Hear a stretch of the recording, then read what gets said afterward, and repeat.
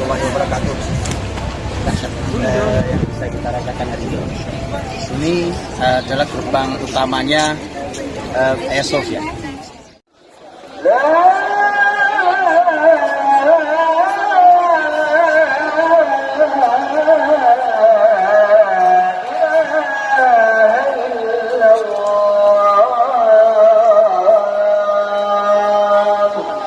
Allahu Akbar. La ilaha illallah. Walau baru adzan yang boleh diperdengarkan di Hagia Sophia, dan sudah lama muslimin tidak sholat di sini, tapi suatu hari pasti mereka akan kembali sholat di Masjid Hagia Sophia.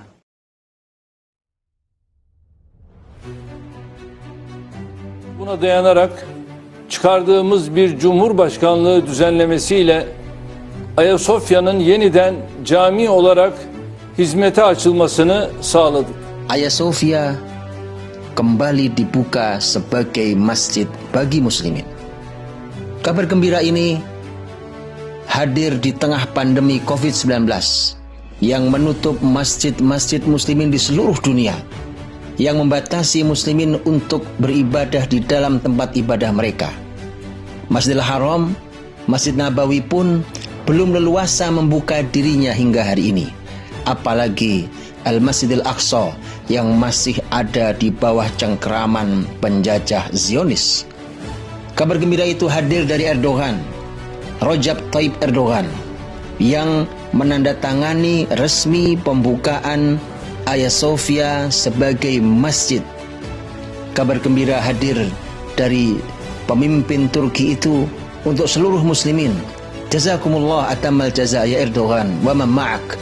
Basyartumuna wa adkhaltumus surur fi qulubina fi qulubil muslimin. Razaqakumullahu istiqamah wa hafizakum min makril a'da. Terima kasih kepada Erdogan yang memberikan kabar gembira, memasukkan bahagia di hati seluruh muslimin.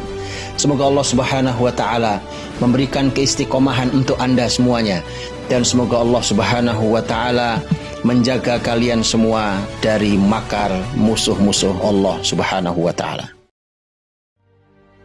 Hagia Sophia adalah sejarah panjang muslimin.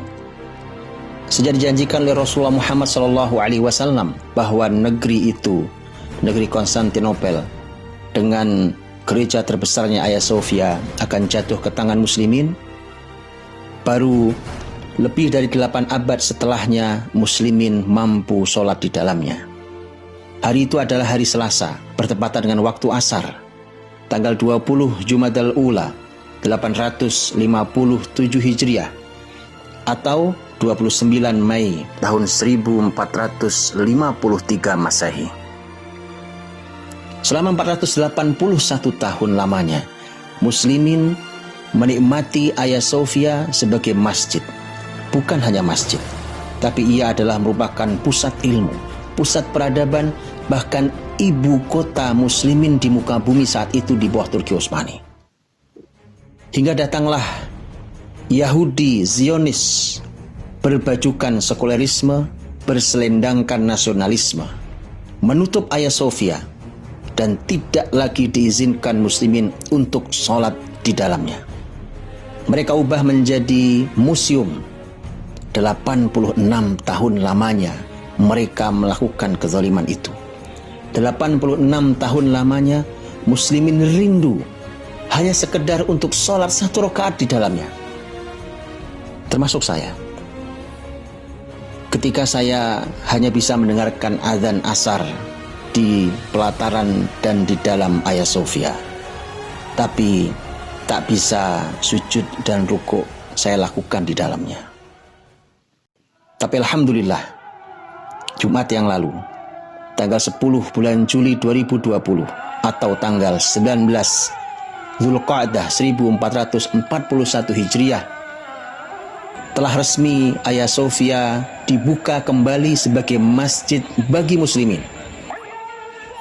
Direncanakan sholat pertama kali adalah sholat Jumu'ah, sholat besar bagi muslimin ini, yang insya Allah akan dilaksanakan tanggal 24 bulan Juli tahun 2020, atau bertepatan insya Allah dengan tanggal 3 bulan Zulhijjah tahun 1441 Hijriah. Semoga Allah mudahkan.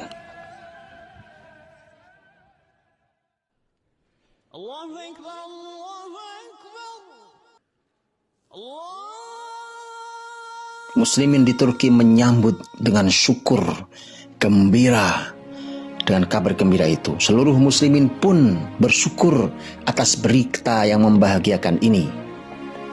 Amerika, sebagian negara Eropa, terutama Yunani dan Rusia meradang. Dan media di Arab serta negara-negara Arab dalam ketidakjelasan sikap. Tapi datang ucapan selamat dari berbagai ahli ilmu, ulama dan pakar-pakar muslimin. Syekh Hatim Al-Uhaini berkata, belenggu itu telah putus.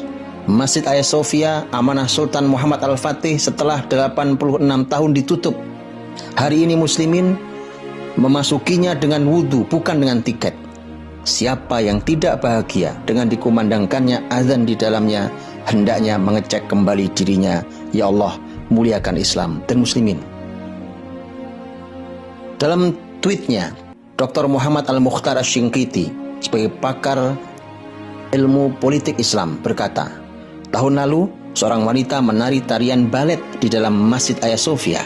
Hal itu memicu kemarahan muslimin dari dalam dan luar Turki, dan hari ini ia kembali menjadi masjid yang bersih dari semua hal kotor itu.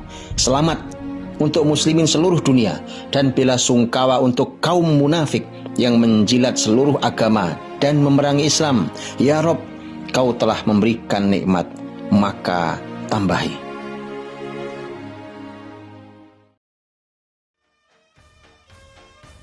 Maske, mesafe, temizlik ilkeleri çerçevesinde düzenlememiz gerektiğini bir kez daha hatırlatmak istiyorum.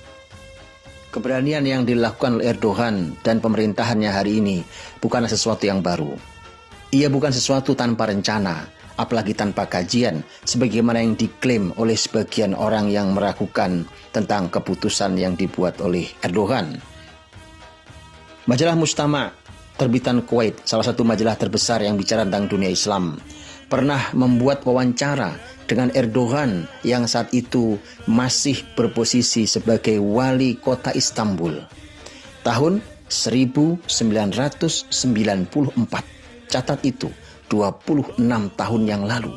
Dia diwawancarai, dia berkata, kami akan mengembalikan wajah Islam ke Istanbul dan Hagia Sophia akan kembali menjadi masjid bagi muslimin.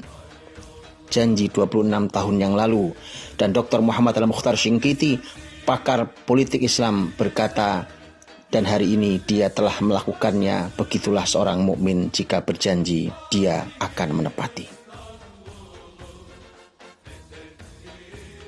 Di dalam Twitter Erdogan yang berbahasa Arab, dia kembali mengunggah tulisan, menghidupkan kembali Hagia Sophia adalah kabar gembira untuk kembalinya kemerdekaan Masjidil Aqsa.